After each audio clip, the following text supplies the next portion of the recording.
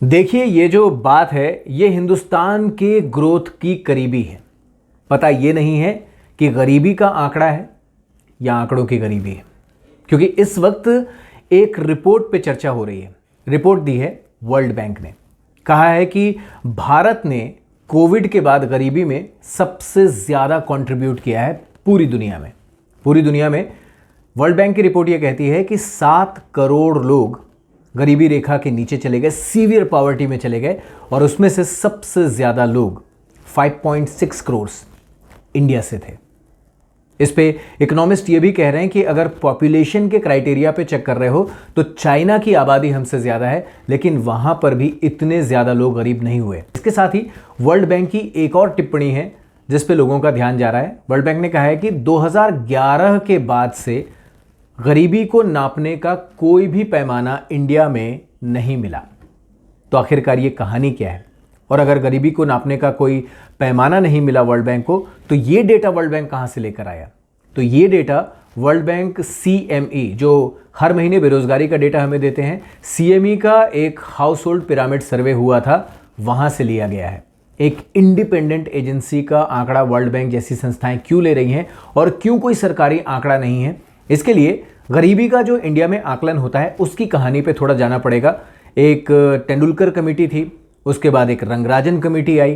Tendulkar committee ने 2009 में कहा था कि देखिए, अगर आप ग्रामीण एरिया में 4080 रुपये एक फैमिली के तौर पे और 5000 रुपये अर्बन एरिया में कमा रहे हैं तो आप गरीबी रेखा के आसपास ही हैं। लेकिन इसके बाद 2015 में नीति आयोग के जो उपाध्यक्ष थे अरविंद पनगड़िया, उनकी अध्यक्षता में 14 सदस्यों की कमेटी बनाई गई जिनका काम था पॉवर्टी को डिफाइन करना, उसका आकलन करना और गरीबी कैसे दूर होगी इसके बारे में सजेशंस देना। 2017 में इन्होंने अपनी रिपोर्ट भी दी और नीति आयोग ने यह कहा कि देखिए, गरीबी को डिफाइन करने से एज सच कोई फायदा है नहीं। हम तो इंस्टेड ये स्टडी करते हैं कि जितनी सरकारी योजनाएं चलाई गई उनका असर क्या हुआ। लेकिन इसमें एक बड़ा खतरा यह था कि इससे कहीं ना कहीं इशारा यह था कि सरकार जिसे माने वो गरीब, जिसे ना माने वो गरीब नहीं। और इसी वजह से अभी मल्टीपल पैरामीटर्स है। कहीं पे LIG, MIG, HIG के बेसिस पे लोगों की आय का आकलन होता है, कहीं पे कैलोरीफिक डेफिशिएंसी के तौर पे उन्हें नापा जाता है, कहीं पे उनकी इनकम से उनका आकलन होता है। कोई भी एक कंसोलिडेटेड डेटा हमारे देश में गरीबों का जनरेट नहीं होता है।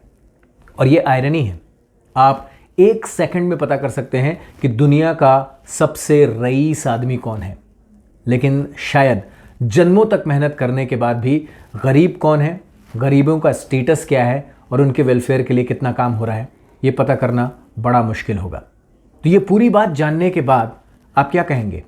गरीबी का आंकड़ा मिसिंग है या हम आंकड़ों की गरीबी में जी रहे हैं?